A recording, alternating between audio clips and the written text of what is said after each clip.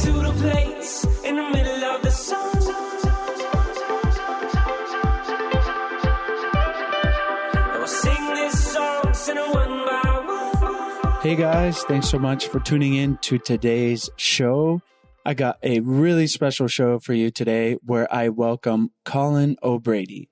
Colin is a bit of a different guest, and I think you are going to love our conversation.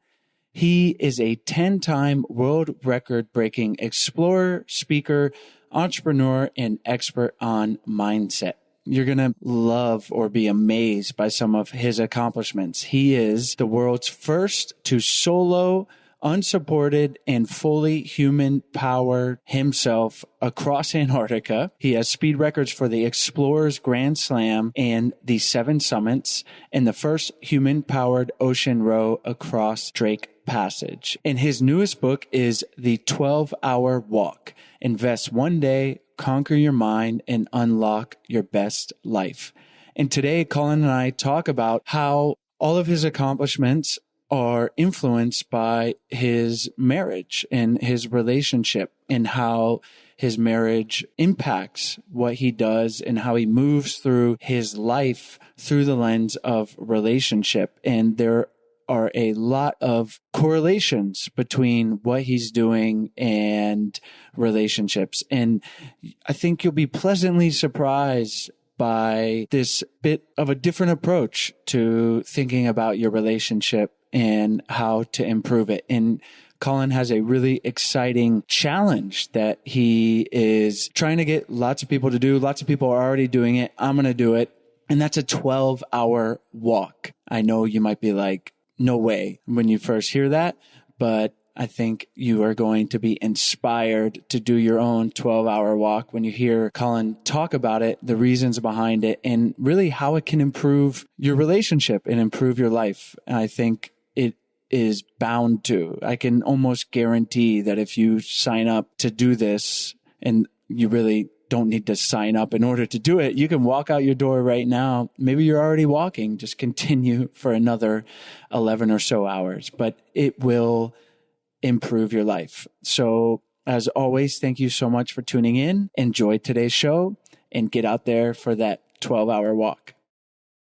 Today's episode is brought to you by our online course, Spark My Relationship. Do you guys want to create more passion, improve your communication, and build a stronger, more intimate connection with your partner in less than 90 days? Yes, sign me up. Then you guys need to check out our online course, Spark My Relationship. It is an online course, like I mentioned, that we created with over 15 therapists and psychologists to bring you guys the strategies marriage therapists teach their clients. We talk about it on the show. Relationships take work. Sometimes they function pretty easily and you coast along, but we've found the reality is you have to do work sometimes and to make them better, to change them so that they're more satisfying for both partners. And you've made it here. You've made it to listening to our show. So you guys probably already know that a little bit, but what you might not know are the specific tools and exercises that you need to create those lasting and positive improvements in your relationship. And like Chase said, change does not happen on its own. It takes hard work. And that's why we created the course. Spark My Relationship is designed to infuse your life and relationship with fresh passion, skills, and wisdom. And it's a self-paced journey that's perfect for turning up the heat, having some fun together, and revolutionizing your intimacy and communication. And just some tools and strategies that the course includes is how to eliminate unhelpful old habits, develop mindful awareness to help improve your stress management, learn healthy and successful communication tools, create a deeper and more intimate bond, and strengthen your couple microculture, which you will find out what that is. In the future together. So for our listeners only, we're offering a special of $100 off the course. Visit sparkmyrelationship.com/unlock to unlock your discount. And there is a 30-day money-back guarantee. So there really is no reason to not give it a try. So go to sparkmyrelationship.com/unlock for $100 off.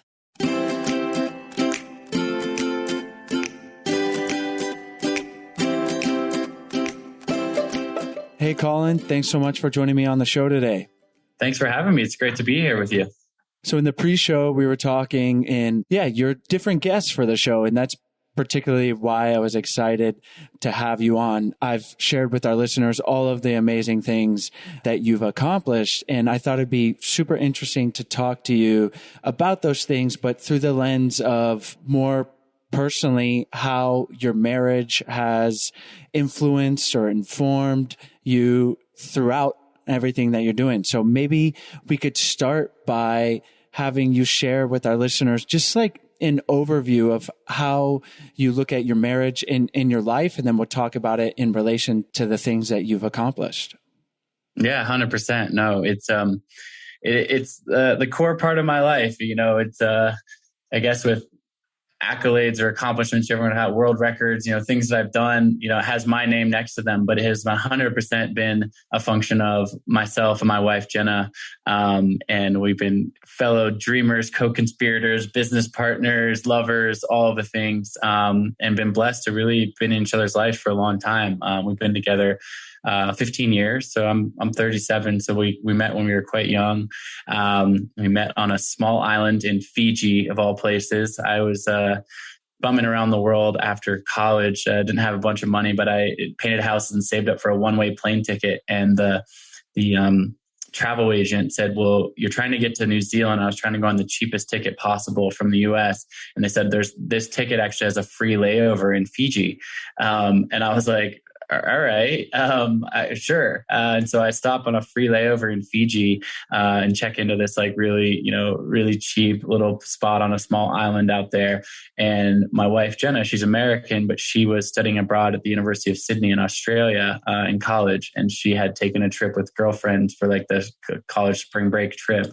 And we ended up on the same tiny little island, and we met and we fell in love as young people 15 years ago. But it has been just amazing to be on this journey of life together. My first book I did in the dedication, I think sums up really well how I feel about Jenna. I said, to Jenna Bisa, I call her Jenna B, but her last name's Bisa. But I said, to Jenna B, the love of my life, the keeper of my memories, because we have just built so many memories, both good and bad, and the ups and downs, of course, of any relationship, but really gone through the fabric of life together. And I'm sure, as we'll talk about on this conversation, we've been in life and death scenarios together. We've held each other through really intense moments. Her support, her love, her tenacity, her courage has really been the difference in everything that I've done and accomplished in my life. That's for sure. I want to dig into the life or death stuff in a bit. That I'm curious, but did she know pretty early on that you had this adventurous streak in the relationship? Yeah, I think that we, given where we met, we met in Fiji of all places. Both of us recognize in each other kind of fellow adventurers, so to speak. I guess my adventures to walking solo across Antarctica or climbing big mountains and things like that wasn't exactly her idea of adventure. But her mother, she grew up as an only child, single mother, and her mother was a flight attendant. And so her mother always kind of inspired in her like the idea of travel and being able to sort of expose yourself to the world and adventure. And so I think that that's where, although on the surface, Jenna isn't someone who self-identifies as like a hardcore athlete or adventurer, although as I read about in my new book, The 12-Hour Walk, she did manage to summit Everest. So she's no slouch herself, that's for sure. But she... that wasn't the way she grew up, but she did grow up with this sort of curiosity about adventure. And so I think that we recognize that in each other. And we're drawn to that. I think drawn to live somewhat of an unconventional life through the lens of adventure and being curious in our life. And I think it's been interesting because there's a lot of people that have said, wow, I can't believe, almost like your wife lets you do these things that are so dangerous or something like that. And it's like, what do you mean? She dreamed this up with me. We've been in it together. So it hasn't been like I guess like a compromise. I've heard from other people who have, done similar expeditions. I remember a friend of mine telling me that he met his wife and she thought it was so cool that he had been to Antarctica so many times. He'd been to the South Pole. But the second they got married, she was like, "Why are you away all the time? You're always in Antarctica exploring polar." It's sort of like this is like, well, that's what you like. That was the initial attraction. And now you're frustrated by that, that kind of a thing. And that has never been an issue for Jenna and me. Yeah. I mean, I want to get into that because just your Antarctica expedition, and you were 2 months away on this. And I think a lot of times in relationships, we see something we like in a person, and then maybe not a lot of times, but this can happen. But then we try to change them. It's like, I like that. And it seems so adventurous, but 2 months, so there has to be a communication of like, hey, I have these dreams and I want to maybe not everyone, actually no one else is crossing Antarctica for 2 months. So that's an extreme example, but hey, I want to pursue this career and I'm going to be away. And so setting those expectations so that our partner, it's not like a surprise, and communicating, hey, this is really important to me and I want to pursue these things. So how did you and Jenna communicate about that and kind of balance those things? I think the biggest thing for us is that, like I said, we met relatively young, and we did fall madly in love when we first met each other in Fiji, and then I subsequently went over to Australia to follow her, so to speak, because she was there and I was traveling, so I was excited to spend more time with her. But I was in this phase of my life where I was, traveling around the world by myself, and she was still studying in school, and she went back to school in Florida, and there's been a few early in our relationship, but I actually think it's been an interesting blueprint for the rest of our relationship. In the first few years that we were dating, the emotions were very strong and intense and, full of love and lust and passion and all the things. But our lives in that moment in time weren't perfectly synced, meaning the only way for us to be together share the same physical space. And in that phase when, she's in school in Florida, I'm traveling the world, or I get my first job in Chicago, et cetera, would have been for one of us to make a really significant compromise. Meaning it would have been kind of sacrificing our other values just for the sake of the relationship, which again, there's certain instances where I think that does make sense. But looking back, I remember, so I was working a job in Chicago. She was finishing up school in Florida, and she says to me, should I get a job in Chicago? And I said, well, what are your other options? And she was like, well, I never really want to live in Chicago. I'm only saying that because you live there and you have a job there. So that would be my reason for moving there. And I could look for jobs, she was going to get a job after college. It's a big city and hopefully there's opportunities, right? I said, well, what are your other options? And she says, well, my childhood best friend wants to move back to Australia, be young, work as bartenders, and then save up some money and travel around Asia for 6 months after that. And kind of voting, so to speak, against my own best interests, I said to her, I would be the biggest asshole in the world if I told you to come get a job in Chicago when that's your other, opportunity. Basically, an opportunity to take somewhat of a gap year after college and kind of be young in the world and explore a little bit. Because I was like, that's exactly that's why you met me. You met me when I was doing the equivalent of that trip in my own life. So she took that route. She didn't move to Chicago. And ultimately, of course, that meant more time apart. And then our love story kind of came back together later on in some beautiful and serendipitous ways. But the point in sharing that story is we have always prioritized, understood, allowing the other person to grow in the valuable moments of their life. We're not trying to hang on too tight. When I look back at that, I go, if I had asked her to move to Chicago, I can pretty much tell you right now, we wouldn't be having a conversation about Jenna, this woman I've been with for 15 years. I think she would have moved there and have been fine. And then some resentment and why am I in Chicago? I could be doing this and whatever. And inevitably that would happen. So your question about my adventures, I think, is in a similar context of she bought in, and we both have bought into seeing each other's full essence and being like, if that thing is the thing that's lighting you up, I want to support you doing that, even if for temporary periods of time, that means spending some time apart. Now, what's been, part of what I'm sharing here, it sounds like, oh, we spent all this time apart. Now, the irony is by committing to doing these things together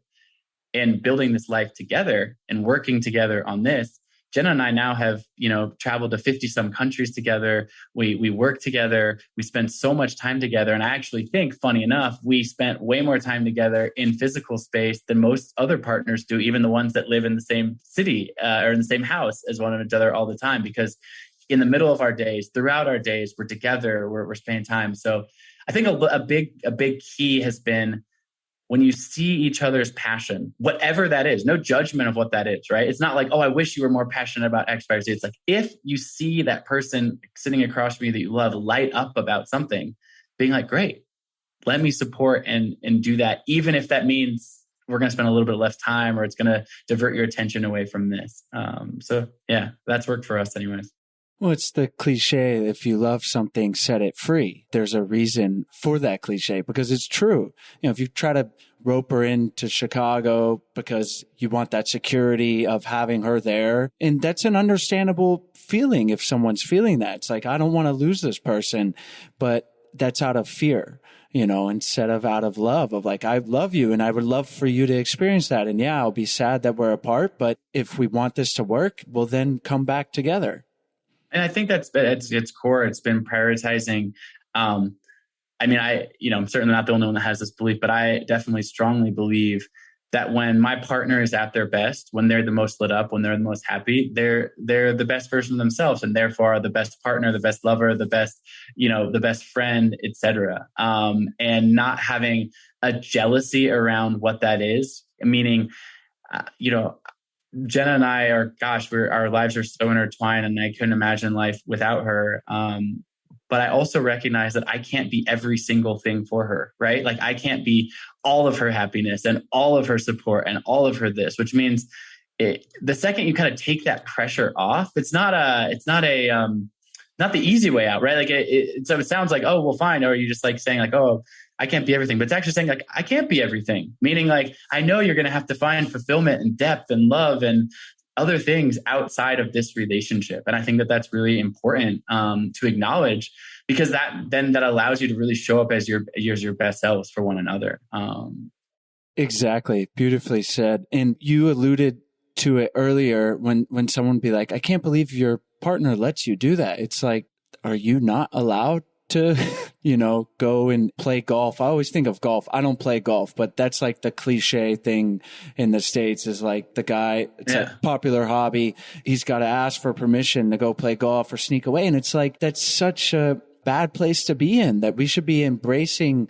And like I said, I don't want to shame people for saying that or feeling that, because I think it is a bit of, especially if you're anxiously attached and your partner's like, hey, they're super passionate about golf and they're at the range almost every day and they're out there, you can feel like you're losing your partner, and there might be things to communicate there. But if you have a solid foundation and there's also trust, which is really important, then actually allowing your partner the freedom to pursue those other passions, as you said so nicely, is going to pay dividends in the relationship rather than this push and pull of like, oh, you played golf yesterday or this or that, and resentment builds. And well, it's interesting my new book, it's called The 12-Hour Walk. And in each chapter I talk, about these adventure stories. There's a lot about my relationship in there because my life is really revolves around my relationship and my marriage.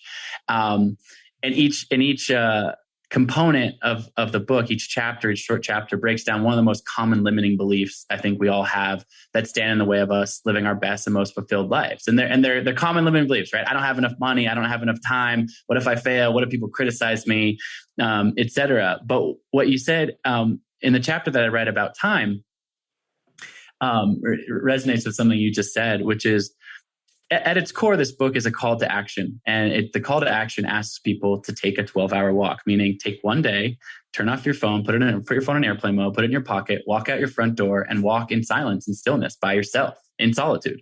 And again, you don't have to be a world-class endurance athlete. Take as many breaks as you want. I don't care if you walk 1 mile or 50, but the exercise is spending a day by yourself in the stillness and silence and being outside and walking, as much as you can, basically. And we can talk more about the sort of the theory behind that, but it's powerful. And I've seen it, it's changed my life. I've watched it change other people's lives. So I'm passionate about sharing this book and really this call to action. My goal is to get 10 million people inspired to take this walk, because I think it's a great reset of mind, body, and spirit. But as it relates to what you were saying about playing golf or whatever that is, the bargaining of that in relationships. What I say in there is one of the common limiting beliefs of, taking this day to yourself essentially is, well, I don't have enough time for that. I've got kids, I've got a busy life, I've got a job, all these things. And when I hear people say the common limiting belief is I don't have enough time, what I hear them a lot saying is because I need to show up for my family, because I need to show up for my partner, that I couldn't just leave them alone. So this would be selfish for me to take this day to myself. And certainly one of my beliefs anyways, and what I write about in the book is trying to rewrite that limiting belief. Like self-care is not selfish. Self-care is selfless, meaning you are saying you want to be a better partner or a better parent. And that's why you don't want to miss this one thing in this one day. So you don't have this one day to take for yourself, or going out. Your perception from your partner is you playing golf is just you wasting time away from the family or something like that. But to me, it's a reframe on that. It's to say I'm inviting you to take this 12-hour walk because the presence of investing 12 hours, which really isn't that much time, a day, not even a full day, not overnight, in 12 hours in yourself, that's going to make you be a better partner, a better spouse, a better parent, a better, worker at your job, whatever that is, because you're going to have taken the time to invest in your own mental health, your own spiritual practice, your own, whatever that is. Golf is that for some people, right? Like golf is that. And I don't play golf myself, but it can be anything. It doesn't really matter what it is. But the frame on that is saying hey, honey, I need to take a few hours to just clear my head and do something different so that I can come back and be an even better, more lit up version of myself, versus the scarcity mentality of that is when you were describing the partner saying, don't play golf. It's like, well, don't play this because you should be doing these things. And that's not productive for our relationship because you're blah, blah, blah, blah, blah. And it's like, I choose to see it the other way, which is that self-care, that time, that presence, this 12-hour walk that I'm trying to inspire people to take, that is an investment in self. And when you invest in yourself, then you are the better partner. Then you are the better person in this relationship. It's not taking away from it. It's actually adding to it. And that goes both ways. And in having the ability to do that yourself, to actually, say that you want this, speak up for that in your relationship, but also encourage your partner to do the same, right? To say selfishly, I want my partner to be the best version of themselves because they're the best partner than that. And if that means they need to go play golf this weekend, they should go play golf because every time they come back, they're lit up and they're smiling and we have the best time that evening after that because, they're full, their cup is full, so to speak. Before we continue on, we're going to take a short break to tell you about our sponsors. What's your summer fantasy? A whirlwind romance in Italy? Getting wet, dancing in a warm rainstorm? Or maybe an unexpected summer fling? No matter how you want to get steamy this season, Dipsea has a sexy story for you to indulge in all of your fantasies. Dipsea is an app full of hundreds of short, sexy audio stories designed by women for women.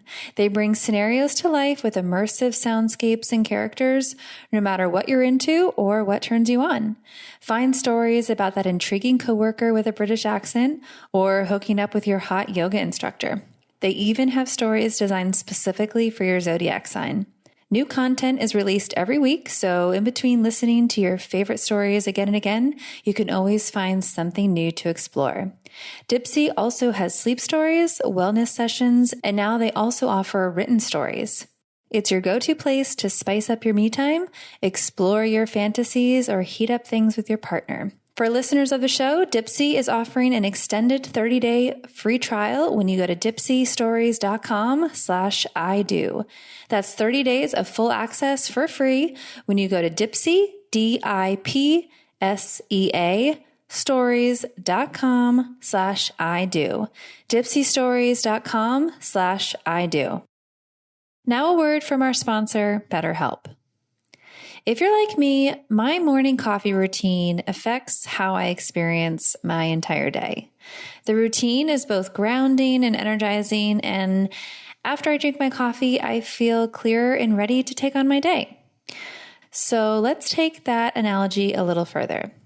Have you ever thought about how we care for our minds affects how we experience not just our day, but our entire life? Well, it's true. Giving yourself the gift of therapy can positively affect how you experience life. It's important to invest time and care into keeping your mind healthy. Just like my coffee helps me feel clear about my day, therapy has always helped me feel clear and more prepared to take on whatever is going on in my life. I'm very lucky to have friends and family that are there for me, but sometimes you really need to share what's going on with someone that is a professional and not as involved in your life as your loved ones. I love how my sessions always help me put things in the right perspective. If you've been thinking about therapy, I definitely recommend it. BetterHelp is a great option when looking for a therapist. Their online therapy platform offers video, phone, and even live chat-only therapy sessions. It's nice because if you're busy, you can do it from anywhere with your phone or computer. Or if you're new to therapy and not very comfortable yet, you don't have to see anyone on camera if you don't want to. It's also much more affordable than in-person therapy, and you can be matched with a therapist that fits your needs in under 48 hours. And good news for our listeners, it just got easier and more affordable. Our listeners get 10% off their first month at betterhelp.com/ido. That's BetterHelp, HELP.com/ido. BetterHelp.com/ido.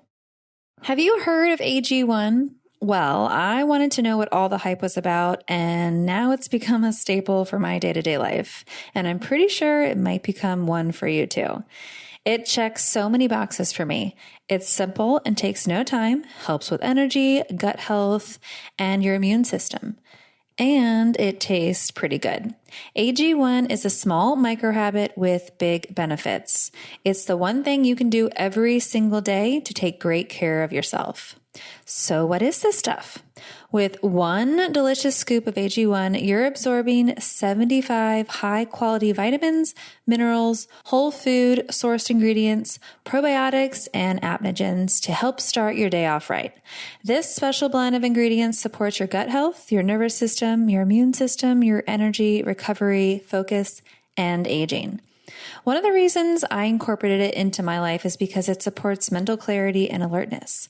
So it's one of the first things I do in the morning before going for a surf or taking my daughter to school. It's a great way to start the day knowing that I'm giving my body all the good things. It's also an all-in-one nutritional investment. It costs you less than $3 a day. So you're investing in your health and is cheaper than your cold brew habit. Right now, it's time to reclaim your health and arm your immune system with convenient daily nutrition. It's just one scoop in a cup of water every day. That's it. No need for a million different pills and supplements to look out for your health. To make it easy, Athletic Greens is going to give you a free 1-year supply of immune-supporting vitamin D and 5 free travel packs with your first purchase. All you have to do is visit athleticgreens.com/ido. Again, that's athleticgreens.com/ido to take ownership over your health and pick up the ultimate daily nutritional insurance. Let's talk a little bit about the theory behind the 12-hour walk. I love that challenge. In the pre-show, we talked a little bit about I used to compete in endurance sports, and so I'm thinking, and I want to dive into that with you too, of like just what it's like alone with your thoughts and what you find that does. I mean, you walk for 2 months across Antarctica. You're asking people to walk for 12 hours. So talk to us a little bit about the theory behind that. Yeah. So when I was crossing Antarctica, I crossed Antarctica alone, 54 days. I was pulling a 375-pound sled full of my food and fuel. It was pretty out there extreme, to say the least. It was definitely on the very edges of my boundaries of sort of human capacity. No one had ever completed that crossing before. People had died trying. I mean, there's sort of a long history of this attempt of this crossing, and I ended up becoming the first to do it. And I walked every day for 12 hours. That was sort of my maximum that I could walk. That was my daily maximum. And I was doing something called unsupported. So there's no resupplies of food or fuel or anything like that. That's just why I had 375-pound sled behind me, because I basically had all my food with me for 2 months. And so the sled got progressively lighter. But I will say there was so many moments of depths of challenge, of fear, of anxiety, of despair, etc. But I also deleted all my music, all my podcasts to go deep into my mind intentionally. And after the initial kind of shock of what am I doing, or this is terrible, or it's minus 40 degrees and what the hell am I doing out here again? I actually found this deep calm. this really deep calm. And my wife, Jenna, she again helped plan and prepare this project with me. And she was the only person I talked to during the time. I had a sat phone, which obviously it's not like chatting on your iPhone or anything like that, but a crackly connection where we could communicate a little bit every day.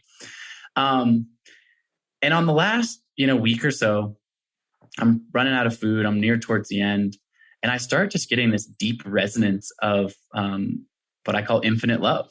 I actually, although I was in solitary space, alone, I actually, more than anything, started feeling connected to Jenna, my wife, my family, my friends. I have a nonprofit where I inspire kids. So it's the kids in the school that I, work with. Is like, I just actually felt a deep connection and presence. And I actually started, it sounds silly, but I was out there on the ice actually repeating to myself, infinite love, infinite love, infinite love. And so I found this sort of deep kind of space in the quiet and stillness of my mind.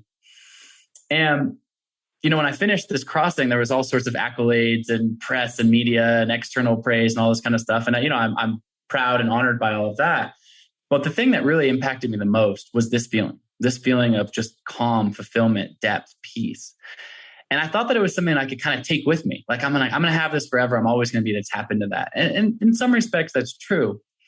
But I found myself a couple of years later in the COVID lockdown, which I think we all remember, March, April of 2020, in a pretty bad headspace. I'm locked inside. I had a bunch of stuff planned for the year, big book tour for my last book. And Jen and I were going to go on this big adventure in Nepal and all these things. And it's like, just like everyone else, like everything's canceled, right? So I'm locked in my house, just like everyone else, doom scrolling the news, trying to figure out what the hell is going on. Like, it's a scary time. And I found myself in a pretty dark headspace, pretty far detached away from this sort of positivity that I felt. I thought back to myself, like, when's the last time I felt this deep presence in my mind? It's just me and Jenna and our dog, in this small cabin in the Oregon coast. My family has a home. I said, the last time I actually felt, it's so weird because Antarctica is a place that could literally kill me every single day in this intense environment. But the last time I felt deeply calm in my brain was in Antarctica. And I was like, but what was I doing? I was actually just walking alone in silence. And so I said to Jenna, this might sound ridiculous, but I was kind of grasping at straws to do anything that got me out of this rut that I was in. And I said, I'm going to get up tomorrow and go for a 12-hour walk all day. And she was like, okay, have fun. Just kind of laughs at me, but she's like, she knows my personality.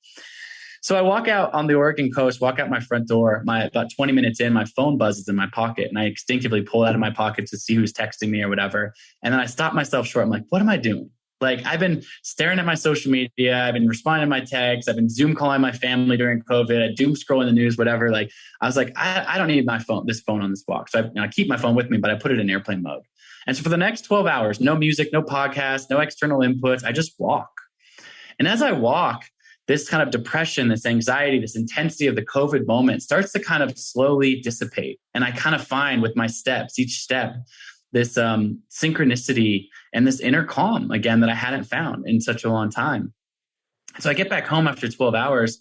And before I even say anything, Jenna looks at me and she just smiles. And she's like, I think she said something like, it worked, or you seem different.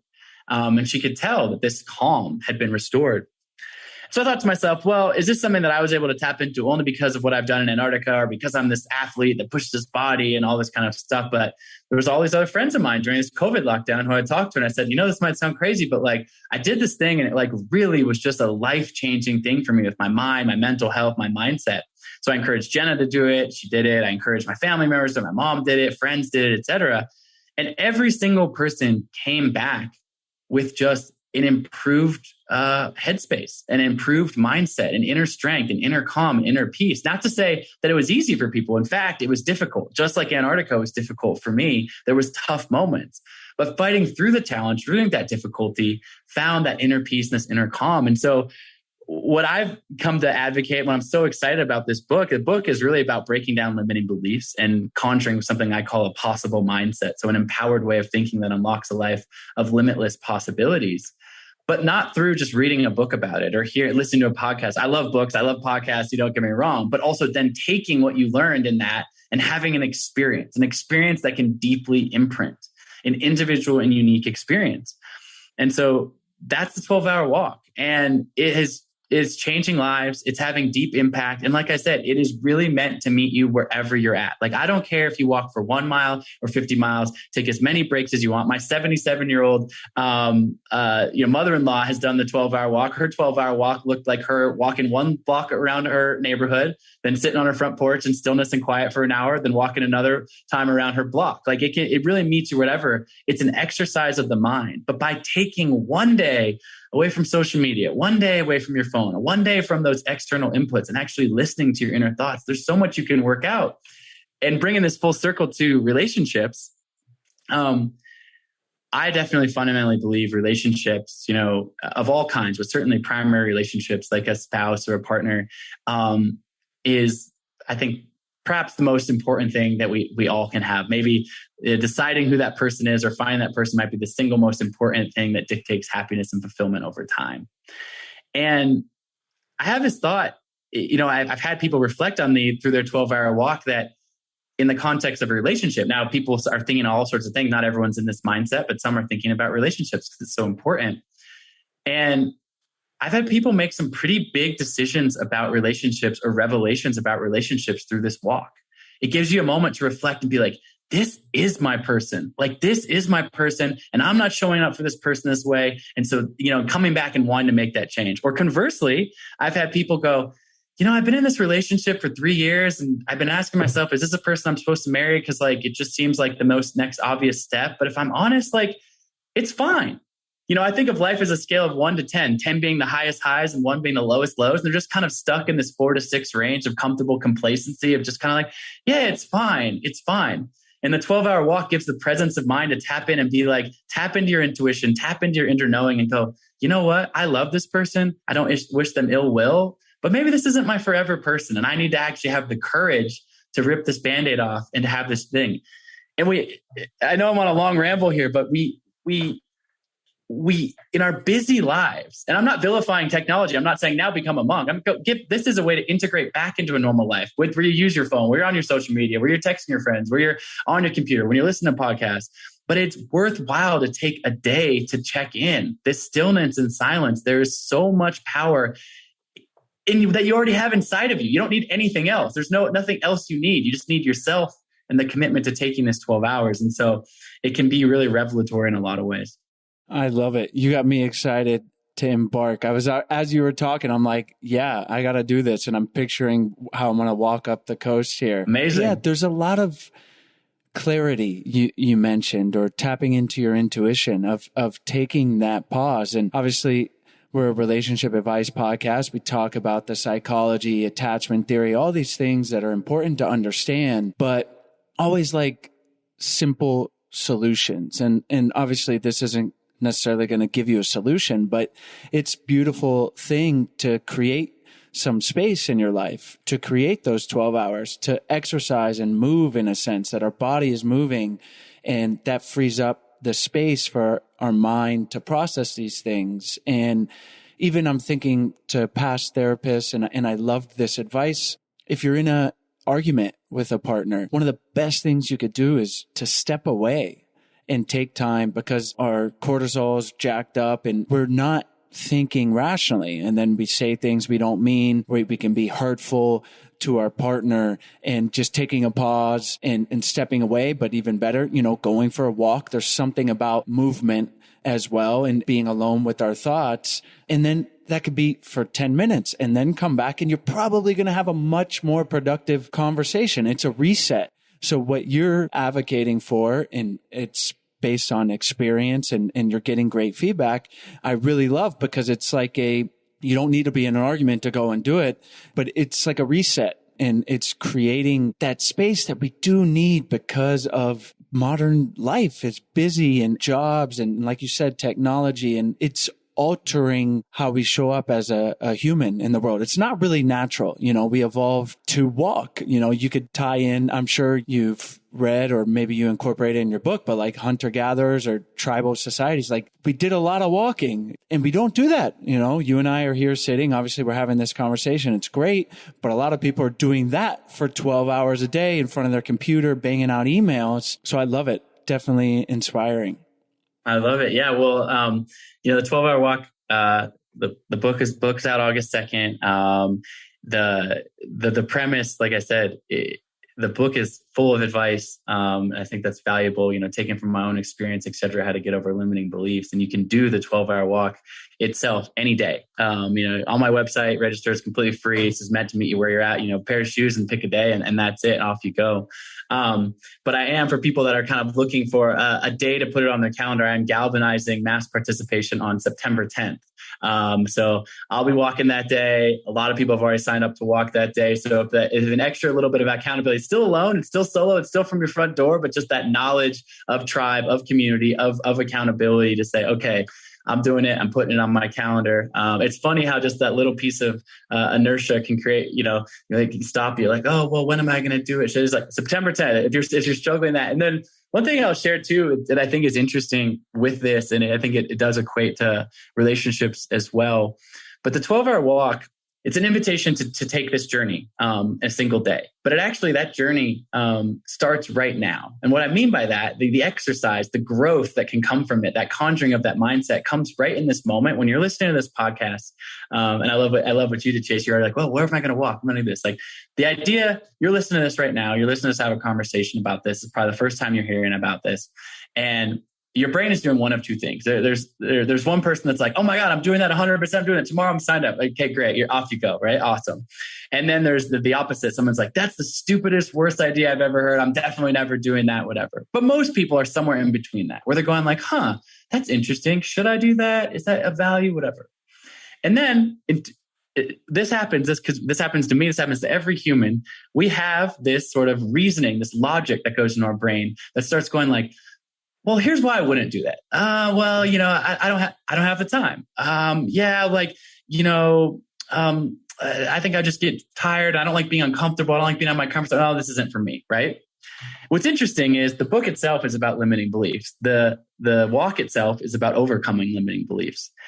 And what's interesting is why I say the journey starts right now is this conversation, you hearing about this, is me holding up a mirror to you.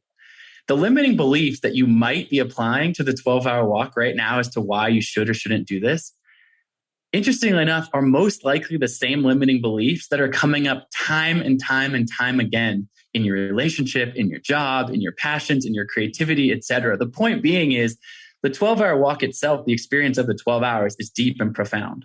But between now and the start line of the 12-hour walk is a process of you facing your own limiting beliefs and having an opportunity. My invitation is to say, just like in a meditation, you look at that, you look in yourself in the mirror and you go, oh, I do see that in myself now. Shoot, that mirror is showing me that. That's what our partners do sometimes too, right? They show us a mirror into ourselves and we get to choose. We get to say, you know what? I want to be a better version of myself. I want to work on that. And maybe it's not as quick as just snapping your fingers and you're better, but your partner in a good, healthy relationship can point out like, hey, it hurts my feelings when you say these kinds of things. So therefore, maybe next time this comes up, you can approach it differently. The 12-hour walk is no different. Your own inner dialogue is saying something to you right now. And if it's a limiting belief telling you why you shouldn't do this thing, think about maybe the other dozens of times that same limiting belief, that same fear, that same doubt is playing out in other elements of your life. But if you fight through that, if you put September 10th or any date on the calendar and you take the 12-hour walk, you go, I thought about doing this. When I first heard it, I had this limiting belief. I fought through it. I completed the 12-hour walk, which means it proves to myself that that was just a limiting belief, not a truth, a belief. And beliefs can be shifted and changed and adapted. And so to me, that's one of the most interesting and, I don't know if the words fun is right, but certainly interesting elements of this exercise is the exercise itself is deep and profound and it has life-changing impacts. I've seen it firsthand and continue to see it every day that people take this on. But the actual this moment, the curiosity around, is this for me? Isn't this for me? Is a mirror into your own psyche and an invitation for you to explore that and realize, maybe these limiting beliefs are on a loop in other ways in my life. And what are the ways they're holding me back? Can I rewrite that narrative? I love it. That's so powerful. Thank you, Colin, for sharing. And before we wrap up, I got to ask, has Jenna done the 12-hour walk? Jenna has done the 12-hour walk, yeah. And it's now integrated in sort of a quarterly or twice a year kind of practice for us. And every single time it's been really powerful, both individually and as we come back and kind of integrate that experience together. It's always so powerful to hold that space. I think for anyone specifically thinking about relationships, obviously listen to this podcast for that reason. The 12-hour walk, although it's very easy to read my bio and say, oh, this guy set 10 world records on this hardcore stuff, whatever. There's certainly rich storytelling that'll keep you intrigued along those lines. But at its essence, a lot of what I write about is actually relational, is about love, is about community. And the last chapter of this book, I won't spoil it, but really is one of the most epic adventures that Jenna and I take together, holding each other in life or death stakes in each other's hands and coming out the other end in one piece. And that is 100% a function of the trust that we have established and the love and the compassion and the caring that we've established over 15 years together, and really putting that to practice in the highest of highest stakes. So I don't think as a reader, you'd be disappointed on those regards if you're looking for something on the lines of relationships. Pleasure to be here with you. And I'm excited for you to do the 12-hour walk, my friend. I want to hear how it goes on the other side. Yeah, for sure. I'm excited. And I think it's great what you're doing, inspiring people to do that. And like I said, for so many reasons, you've talked about a lot, but for so many reasons, relationally, it's going to help all these things, but just to get out there, to tackle our limiting beliefs, to move our bodies, to disconnect from our phones. So really cool project you got going, Colin. Can you tell our listeners where they can find you online, and then we'll say goodbye?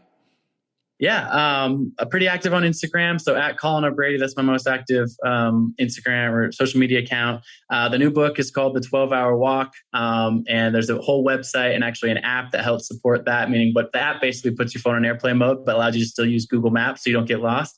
But 12hourwalk.com, it's got all the information, all the instructions about the walk, and how you can sign up. Sign up, put your name in, pick a date. That just allows me to know that you did it. But more than anything, I can send you a few little inspirational emails to nudge you in the continual direction to keep it on your calendar and keep doing it.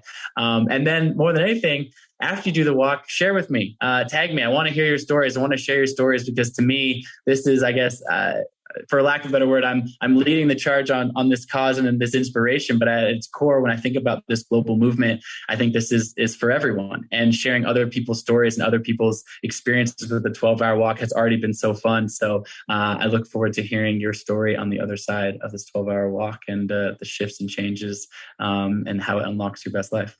I love it. Well, thank you so much, Colin. We'll have those links in the show notes and on our website. And thanks for taking the time to come on the show. Thank you. Thank you guys so much for tuning into today's episode. As always, all the links to the guest, as well as any of their recommendations, will be in the show notes page. You can find the link to that in the episode description or by going to idopodcast.com. Click on the podcast tab up at the top and you will have access to all the episodes that we've ever done. There are over 300 of them. And while you're on our website, if you haven't checked out our free 14-day happy couple challenge, we really hope you do. It's a free email challenge that we send to you. It's 14 days of fun, easy, doable challenges to help strengthen and improve your relationship. And if you're looking for something that provides a little more help with working on your relationship, whether it's improving intimacy or communication with your partner, or just bringing the spark back, we would love for you guys to check out our online course, Spark My Relationship. We're offering $100 off to all of our listeners if you go to sparkmyrelationship.com/unlock. We've worked with over 15 psychologists and therapists to create the real life tools and strategies that they are teaching their clients. So we wanted to give them to you. It's a self-paced online course that can be done in as little as a month or up to 3 months. You can really decide how much or how little you want to do with your partner, or maybe just yourself. So we hope you guys check that out. It's sparkmyrelationship.com/unlock. Have a great day.